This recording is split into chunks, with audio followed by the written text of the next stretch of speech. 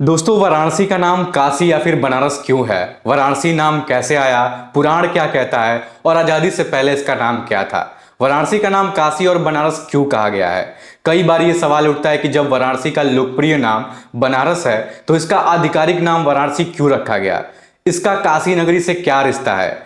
ये भी बहस होती थी कि दुनिया भर में इस शहर को बनारस के नाम से जानते हैं। तो आधिकारिक तौर पर इस नाम पर यहाँ ना तो कोई स्टेशन है और ना ही कोई चीज ले देकर बस एक विद्यालय है जो कि बनारस हिंदू विश्वविद्यालय जरूर इस नाम से जाना जाता है। वाराणसी में वाराणसी कैंट और काशी के नाम से दो रेलवे स्टेशन भी हैं, लेकिन बनारस के नाम से कोई रेलवे स्टेशन नहीं था।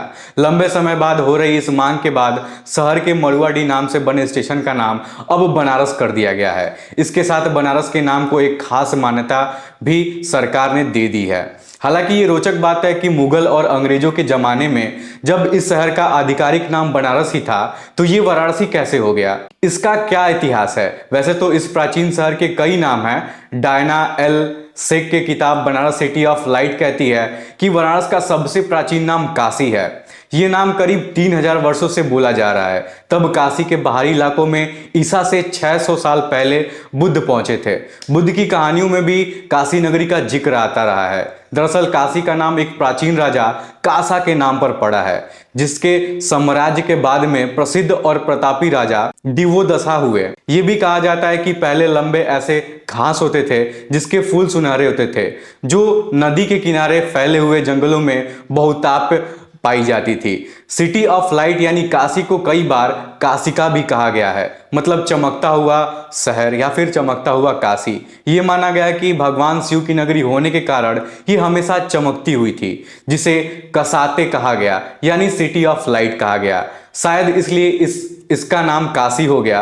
काशी शब्द का अर्थ उज्जवल और दैदीप्यमान होता है। वाराणसी का नाम काशी कैसे आया, इसको जानने से पहले मैं हूं करण श्रीवास्तव। अगर आप हमसे व्यक्तिगत लाइफ में जुड़ना चाहते हैं तो हमारा एक ब्लॉगिंग चैनल भी है, करण श्रीवास्तव ब्लॉग पे। उस पर आप लोग आके हमसे व्यक्तिगत लाइफ में जुड़ सकते हैं। चलिए इस वीडियो को स्टार्ट करते हैं। दोस्तों, वाराणसी भी प्राचीन नाम है। इसका उल्लेख भी बौद्ध जातका या फिर कथाओं या फिर हिंदू पुराणों में है।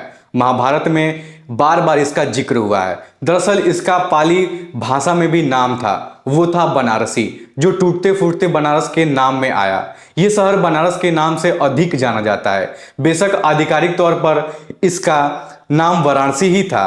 आजादी के बाद नाम वाराणसी हुआ। मुगलों के शासन और फिर अंग्रेजों के शासन काल में इसका नाम बनारस ही रहा, लेकिन आजाद भारत में इसका आधिकारिक नाम हुआ वाराणसी। तो कोई भी बनारसी यही कहेगा, क्योंकि इस शहर का नाम एक वरुणा नदी से है जो उत्तर में गंगा में मिल जाती है और दूसरी ओर अस्सी नदी से, लिहाजा इन नदियों के बीच होने के कारण इसका नाम वाराणसी कहलाया। अब पुराण क्या कहता है इसके बारे में ये भी जान लेते हैं। दोस्तों, पुराण कहता है कि वरुणा और अस्सी दो नदियां हैं, उन्हें भगवान ने बनाया है। उनके बीच ये पवित्र भूमि दुनिया में जिससे बेहतर कोई जगह नहीं है।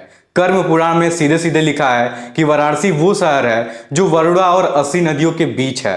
हालांकि कुछ पुरानी इतिहास को भी कहा जाता है कि वरुणा और अस्सी नदी बल्कि शहर के उत्तर में किसी जमाने में अकेले नदी बहती थी, जिसका नाम था रडासी, जिसका नाम हो सकता है कि बाद में वरुणा कर दिया गया हो। पुरातात्विक दावा है कि राजघाट वो जगह है जहां वाराणसी नदी का मेल गंगा नदी से हुआ था। शायद ये शहर वाराणसी नदी के दोनों ओर ही बसा होगा, ये गंगा के किनारे फैला होगा। शासकीय तौर पर कब नाम वाराणसी हुआ ये भी जान लेते हैं। दोस्तों, वाराणसी नाम का उल्लेख मृत्स्य पुराण शिव पुराण में भी मिलता है, किंतु लोकोच्चारण में यह बनारस नाम प्रचलित था, जिसे ब्रिटिश काल में बनारस कहा जाने लगा। आखिरकार 24 मई 1956 को शासकीय तौर पर इसका नाम फिर से वाराणसी कर दिया गया। जिन नामों से यह शहर जाना गया वो शिव की नगरी अलग अलग समय अलग अलग जगह पे अलग अलग लोगों द्वारा अलग अलग नामों से जानी गई, जिसके कई सारे नाम हैं, जैसे कि काशी, काशिका, वाराणस, वाराणसी, वाराणसी और बहुत सारे इसके नाम दिए गए।